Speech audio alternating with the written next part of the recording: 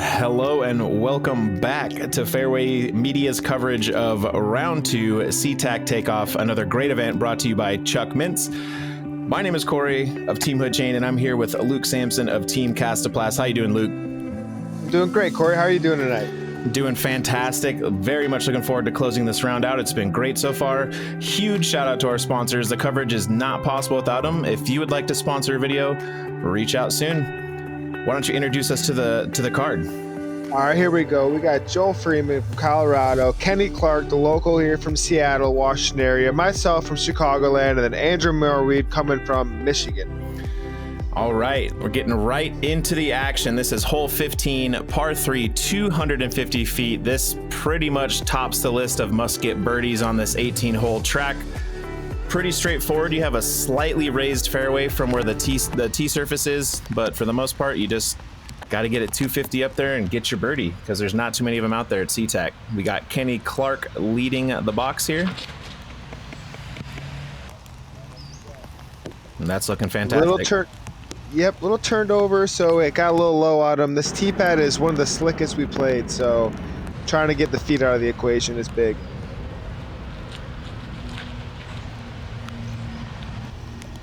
Joel's is leaking a bit left and hitting some kind of early stuff on the fairway. That's about halfway up the fairway.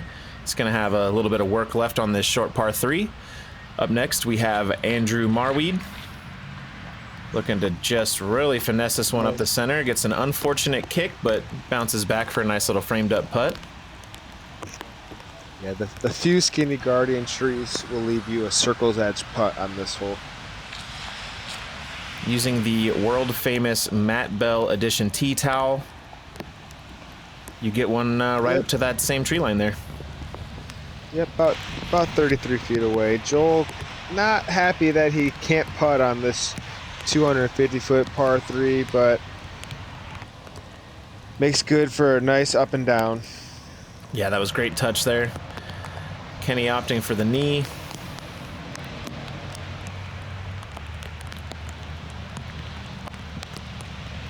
Just puts that one a bit up over the top. Here you are straddling out. Yeah. Making good. Yeah, that was I was needing a little momentum after this point in my round, so I was happy to make that one. Great way to start the back 9.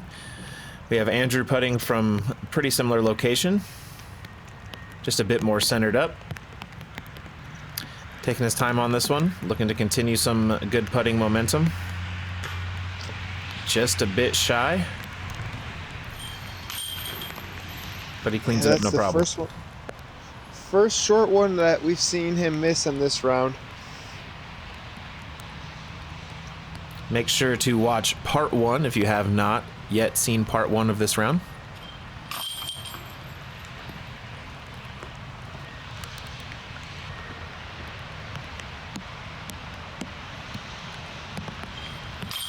Joel here with an easy cleanup. So I was quite surprised to card the only birdie on this hole, considering that hole 15 was averaging a 2.56 for the field. Yeah, not what you would expect from a lead card for sure, but thankfully you got that birdie. Thank you again to Jello Penguin for the whole previews because you need it on this par 3, hole 16, 321 feet. This has one of the hardest greens to access from the tee. I see you here opting for that backhand shot. Yeah, I'm not going for the 2 on this one. Kenny is, that is for sure. Yeah, he's he knows this course, played it many times, and that is the local route to really try to access it. If you have that big turnover forehand, we'll have to see where that ended for him. Joel looking to go for the backhand shot. Opting to go a bit higher, probably looking to get to that secondary fairway, because as you do get up to the hill, you take a near 90 to the left and then back to the right. So again, it is definitely one of the hardest greens to get to from the pad. Most players are going to be playing this just for the 3. And it averaged nearly a half stroke over par. It was a 3.41, so as you can see where Andrew is here, he has a look at that, at the green, and gets a great shot, gets up there. You are opting for the forehand. What are you throwing here? This is the Kastaplast Yarn, JARN. So people call it the Jarn in America, but you know, it's just overstable, slightly faster than a zone, but similar stability. Yeah, they. I was a little surprised that Joel went the high route on this hole, knowing that Kenny put his pretty far. Well, it wasn't parked, and he had a 4-stroke lead. He kind of put bogey somewhat into play going so high there. Yeah, this is not, again, like I've said before, it's just so hard to access that. Yeah, if you don't know the exact line and then get somewhat lucky, you can take a really big number on this hole. 321 feet does not sound like much, but until you've navigated this fairway, it is hard to understand the trouble that he could have gotten into there. Thankfully for him, he did not get into any, and he does card the par, much like yourself. Yeah, three doesn't feel bad on this one. All right, hole 17. Tell us about it. Yeah, this one is one where 3 is almost what you need. It's an easier par 4. You need to play a fairway driver off the tee, nothing more, and then you should have a simple putter up shot. So I'm throwing a Kastaplast stall on this hole, and it's just overstable. So if I'm aiming at this tree line on the right, just let it fade just in front. And I throw it too straight, so I'm gonna have to live with the consequences. Yeah, that's a pretty common that's a common landing area for the backhand thrower, for the right hand backhand. But you're pushing that tree line and looking to do more like Kenny did here, especially if he misses that tree and stays on the left side. It really does open up the approach. This is a somewhat newer pin location to the course. It's been pushed back. This is a great shot from Joel. He went full distance driver and something with a little turn, so he really threw a good stand-up hyzer, and it's going to be paid off with an easy approach shot. Andrew with a nice shot, making it to the left side of the fairway there. As long as he's not tucked up against one of the trees on that side, he should have enough room to work. We see you having to drop to a knee here to try to navigate around both of these trees and unfortunately catch that late tree in the fairway there. Yeah, just a little too tight. We see Kenny also having to take a knee here.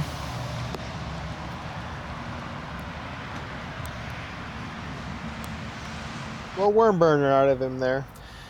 Yeah, we know he was trying to keep it low, especially having to be on a knee like that, but he did not get any ground play and does not advance nearly as far forward as he hoped. See Andrew looking to break a couple ankles on the camera crew there. Gets a little aggressive on it, and it goes further than he would hope. You can see you lining up here with a low ceiling to carry the entire shot here. Yeah, I had a backhand route, but I opted for the forehand here, and I had a bad reaction there.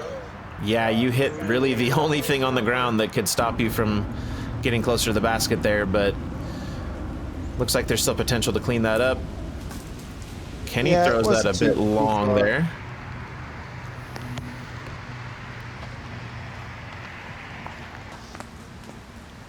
Yeah. Couldn't have thrown his approach much softer there.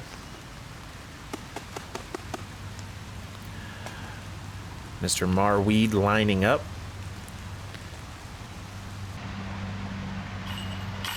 Cashes another great putt.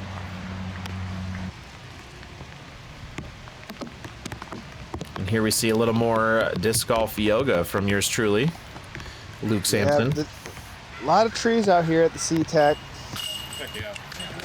Good hit. Yeah, you know, SeaTac is considered by most locals in the area kind of the proving grounds of the Northwest, and it really does epitomize Northwest golf with just a lot of options to hit on these wooded fairways, but just a lot of natural punishment, and it really does kind of give you that Northwest golf experience. Good putt from Kenny there. Joel with some light work. Yeah, we can hear the rains have started to come back a little bit, and tee pads are slick, and hands are getting a little pruny here at this point in the round for a lot of the players. And that is gonna be a factor getting into this back portion of the course where we start to enter these longer holes, much like hole 18 here, par 4, 510 feet. Fairly tight gap at the end of the fairway. Kind of a low ceiling as well. We're gonna see if Joel opts to get aggressive like he has on a lot of these other holes. It has been paying off for him. You can see it is just a real straight line. But again, there's just so much off to either side of the fairway that can get you in trouble if you get even the slightest kick.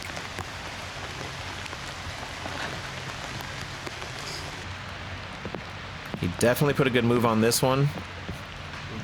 Going a bit wider right than I think he would have hoped for. Looks like we have Andrew here. Yeah, both of them using the right side of that fairway, and I try to follow suit, but yank very hard over. Yeah, you hit one of the earlier trees on the fairway there. We'll have to see which side it kicked to. Again, that can cause some definite trouble. We have Kenny opting for that backhand, moving from left to right, really trying to shape the shot, and seemingly in a pretty decent landing zone. He should have a good approach from there. Ideally, the disc fades back some left at the end of the fight.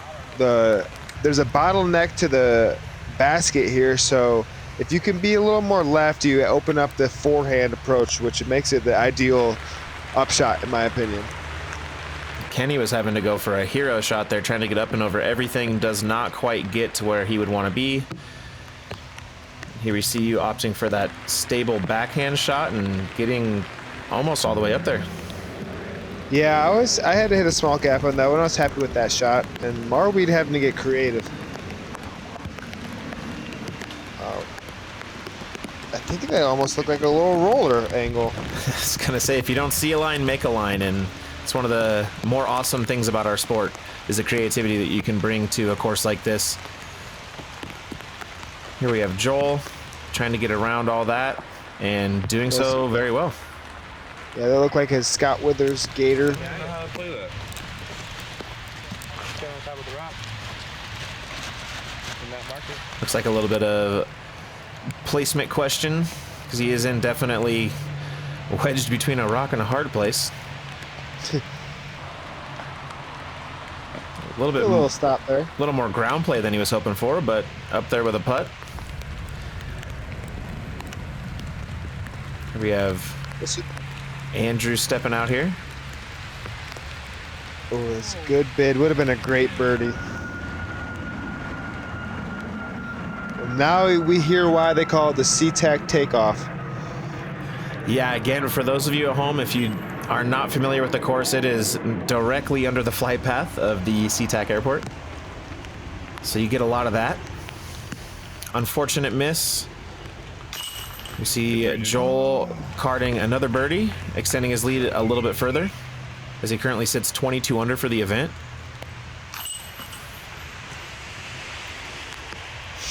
Kenny to clean up a par.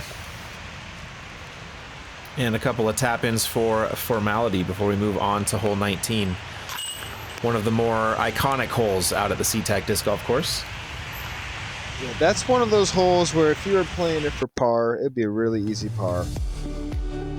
Here we are at the graffiti hole, hole 19, par 4, 543 feet. This one's got a lot to navigate. You have to get through a fairly late tree line, about halfway through the fairway, and then from there you'll have some options. It opens up more towards the end for sure. It's really about getting downhill and hitting the initial gap that you want to hit. Joel looking to set up for a forehand, so most likely trying to opt for the right-hand side of the fairway after getting through that tree line. This stands up nicely, but is riding a bit early. Hard to see where that one finished.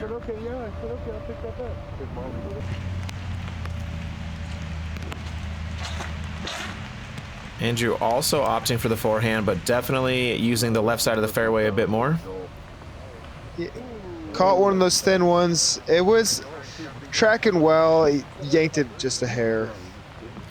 Yeah, if it misses that last little branch, it has a chance to get into a really good position on the fairway. We see Kenny looking to do something pretty similar there. If he can miss these, unfortunately he does not, but if he misses those, that's going to be prime landing zone. Opting for the backhand. What are you throwing here? This is a Kastaplast Lutz, and a little too flippy, but I do get through a bunch, so I'm going to have a look at the basket. Yeah, once you're through that initial tree line, even you can be left or right. It does open up quite a bit as long as you're not completely tucked in. You can see Andrew's actually almost up on the other hole. It has a lot to contest, and unfortunately he does hit something there. He's not going to make too much progress up this fairway. Kenny looking to get a nice little flex through here. And he has great command over a disc with a forehand. He just keeps that a little low, but that's going to be in range to hit a putt.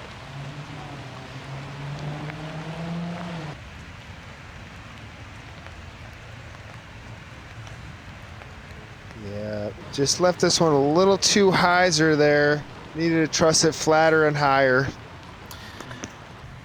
That was a berg on that throw, so throwing it is pretty hard. That is the only Kastaplast disc I have any experience with. I got it from Fairway Media, in fact. 2 of them. Now that I have an open bag, I've been throwing them quite a bit, and I definitely enjoy them. Yeah, it's a really unique disc, and for forehands, there's not many discs that go straighter. Here we have Joel lining up a long opportunity. He laughs it off. Stays a little wide right.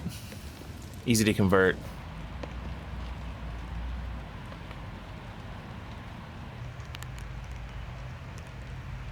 Andrew lining up here. Ooh, just off the rim. Love seeing a dog. Always makes your day. Here we have Kenny lining up. Come on, Kenny. Just high left, little high left. Here you are looking to convert. Just off the front.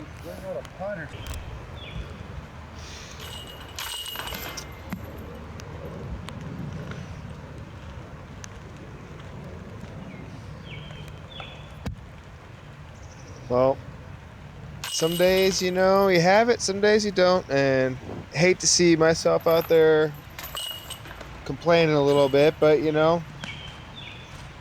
this is a good learning experience for me. It's not often you get asked to commentate on one of your... Some days are good, some days are bad. Here we are, hole 20, par 4, 490 feet.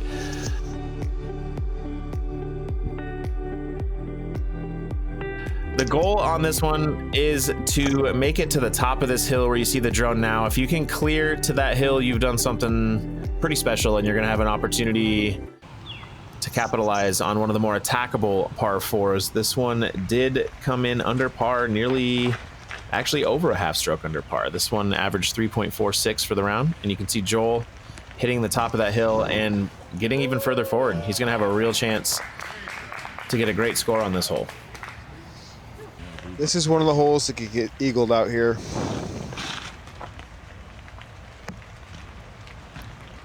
Kenny looking to just opt to make that initial gap, not really looking like he's trying to push all the way up to the top.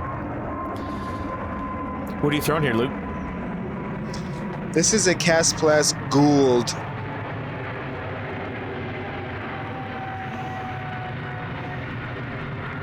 So I catch a little tree, gets the nose up on that one, and we see Marwede just laying up.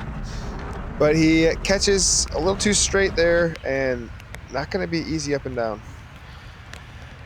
Yeah, that's going to be a lot of work left for a birdie, but if this holds, he's going to have a great chance to convert on that. And what a shot. Very nice.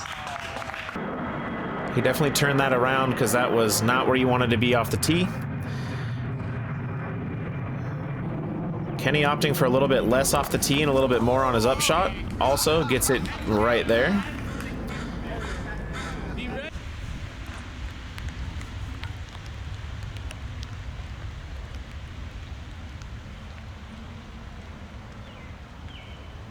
You are. That is a great bit at it. That's going to leave you a nice short little putt for your birdie there. And here we see Joel looking to try to do something special here after a nice drive.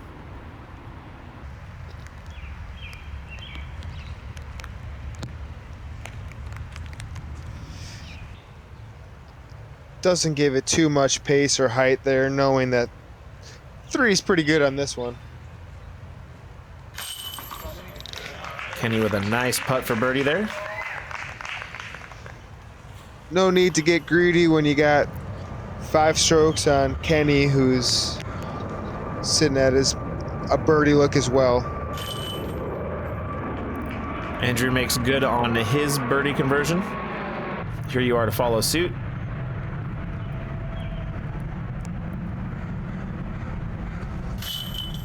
Love to see it.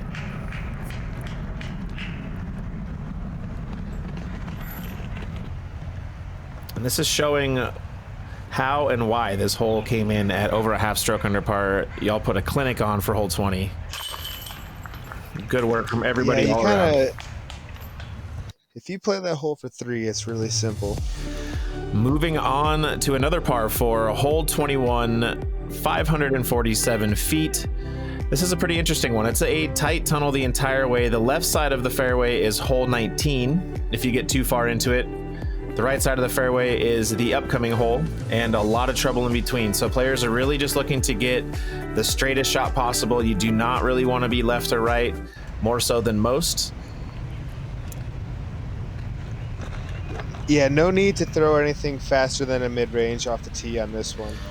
You can see that seemingly goes a bit too far left for Joel. We'll have to see where that ended up. But what you really want to see is just kind of aiming for that tree you see in the center of the fairway that the disc is tracking towards now. That's going to be a little bit on the side, but where it lands there, that's prime. What are you throwing here, Luke? This is a Caxa Zeta, so a 0-bead, 6-speed, neutral disc. Looks to find its way to the center of the fairway pretty nicely. We have Andrew going for the forehand, and that also seemingly gets off to the left. And we can see where Joel is here now. He's going to have an opportunity, but he's going to have to work for it. If he stays under that, he'll be able to advance, but this is going to take birdie mostly out of the equation for both of these players here. Yeah, really tough to get a birdie on this one if you guys aren't past this tree. We see Kenny to the right of a little. That gets a little high for him, but he penetrates through though. Yeah, he penetrates through though. It's going to give him a chance to convert on that. We see you made it just to the left edge there, but we can see how thick some of that is. Yeah, I really wish I had this one back. Coming out just a bit high, bit wide. Gets knocked down a little early. Joel having to really send this one for any chance at a 3, but just lays it up nice and no harm, no foul. Like you said, he's got quite a cushion on the player beneath him, being Kenny there. Here you are lining up a lengthy bid yourself. Yeah, I definitely gave it the pace and height, and gonna have a bit of a tester comebacker. Thankfully, there was a little branch there to keep it from moving too much further, but you're right, that came up. Good speed, good height, had a chance the whole way. We see Kenny here, looking to spin it in. Really known for that spin putt. Ooh, nice and lofty too there. Really good bid, good height, good speed, just stays a little bit outside of the target there. We have Andrew lining up. Everybody with outside circle putts there and not too much to work with. You're going to have a little bit to contest being back there. Also not being too small of a man, you got to get down a little bit. Yeah, I was happy to make that par putt there. It was quite a tricky low ceiling. Yeah, more than you want to deal with there for your par, but thankfully you do convert that. Staying at 14 under for the event.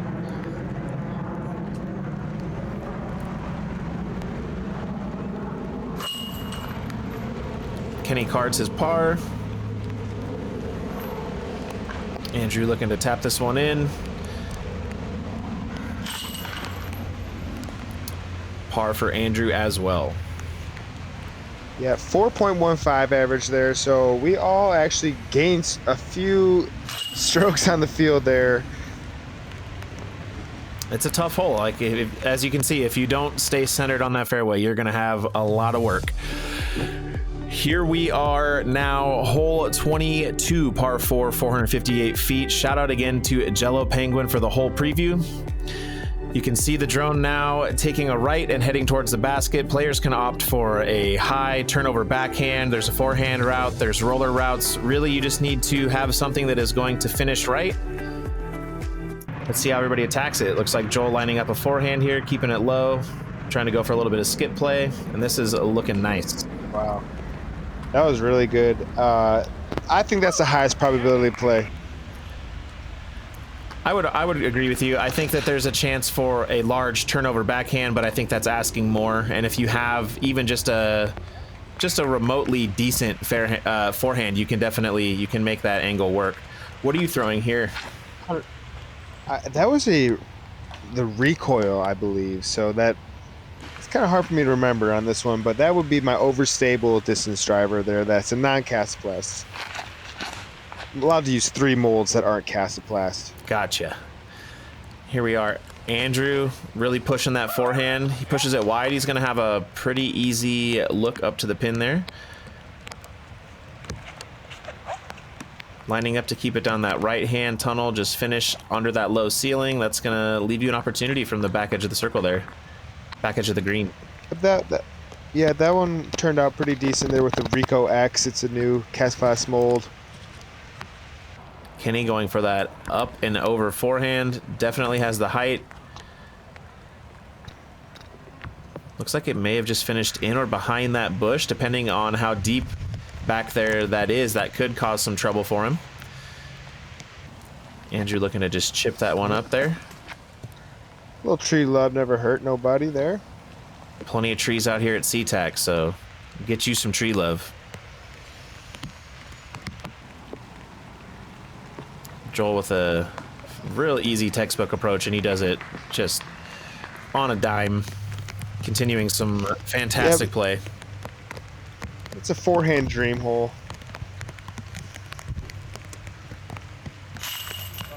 In the heart. Yeah, his putter is really catching some momentum coming through into this back half here. He's hitting those shots.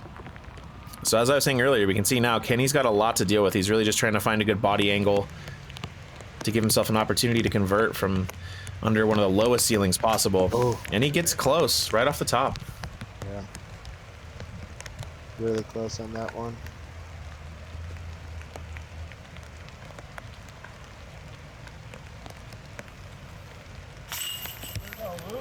Good birdie from you. Yeah, if you get your drive out past the initial gap and any bit to the right, you're really kicking yourself if you don't get a 3 on this hole. Absolutely, and Joel made it look easy as possible, and you can see the frustration in Kenny.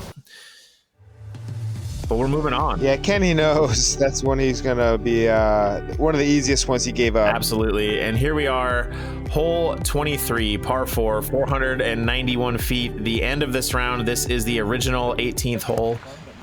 This fairway has quite a bit to deal with. You're moving from right to left and then left to right. Everybody giving a little love on the card. Love to see it. Gallery showing up, hanging out. Lots of locals. Yeah, it was awesome to have them out there today. They didn't mind the weather, that's for sure. And just to say that this hole did average at 3.93, so just about, or sorry, 3.97, just about at par. Yeah, most players are going to play this hole for par. Using this gap from left to right that Joel's using is a very aggressive gap, and hitting it is one of the only ways that you can really get aggressive. Most players are going to opt for something a little bit more down the traditional fairway you see from right to left. But so far, both Joel and Andrew have gone for that up over the top, and neither of them have been punished too bad. We see you lining up the more traditional route here. Yeah, I catch a little bit of a tree there and get sent right into the thick of that bush. It's kind of a nightmare in there. Yeah, either side of this fairway is rough, and that's what makes this play so dangerous, is if you hit anything out there, as we just saw Kenny did, that's going to be a lot of work for him just to get out for par, and we can see how deep you are nestled up into that right now. This is going to be something that's most likely going to be a chip out shot so that you just have a chance to get your par at the end of the round here. Yeah, what you didn't see on camera though, that took me about 3 minutes to decide to throw that roller there. But it worked out, and you got out about as good as possible from that. So good conversion there. Yeah, that was put me in a really good opportunity to save par. You can see how much Kenny has to Kenny work with will here. also.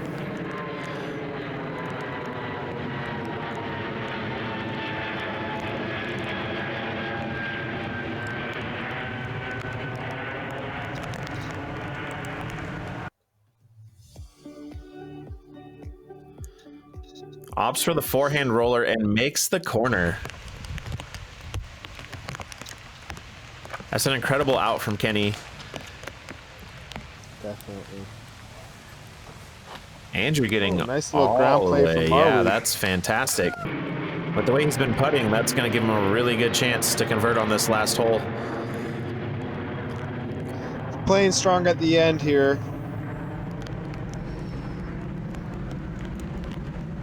This looks like it's tracking nicely. Fantastic shot. Yep, got. This is also the new Kastaplast yarn. It's a really good overstable mid-range.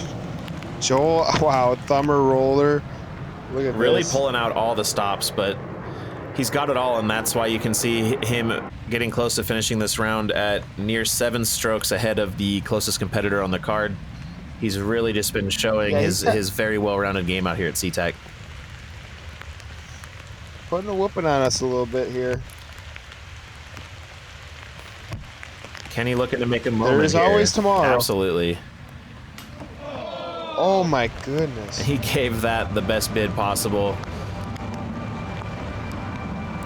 Big shout out to Kenny Clark, local legend, awesome dude. Love to see him on the coverage. Really played well. Still gonna be the guy closest, chasing down Joel, coming in the final round. So we're gonna have a good 2 more videos for you guys to follow on. Andrew finishing strong, 16 under for the event, hitting some real nice putts and some real nice lines there at the end of the round. Love to see it. Joel here to finish out, staying at 24 under par. And here you are looking to finish out the round. Yeah, it wasn't my best, but I'm gonna be coming at it tomorrow, and we got Kenny who's gonna be the guy here, having it at 17 down. All the local love for Kenny and everybody that made it out. Great to see. Big shout out again to the sponsors and some highlight shots. One of yourself right here. Yep, little reco. So round 3 coverage is going to be split between here at Fairway Media and at Jello Penguin. Thank you again, Jello Penguin, for the whole previews. Make sure everybody checks out Jello Penguin so you do not miss out on the second half of round 3. I'm Cory from TeamHoodChain. I've been here with Luke. Anything you want to say to the people? See you guys next time. Appreciate you guys tuning in. Thank you all. Thank you again, Chuck, for an amazing event. Thank you, Fairway Media, for the coverage. And thank you for watching. Make sure to like and subscribe, and we'll see you on the next one.